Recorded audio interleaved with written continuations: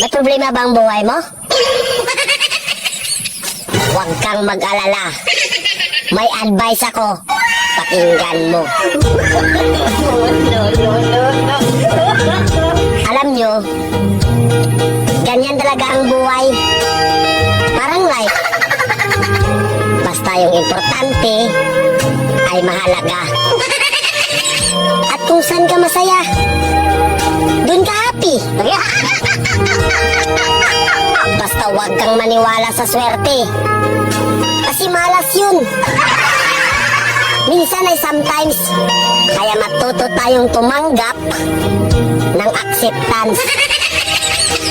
Halimbawa, for example, ang baby ay sanggol.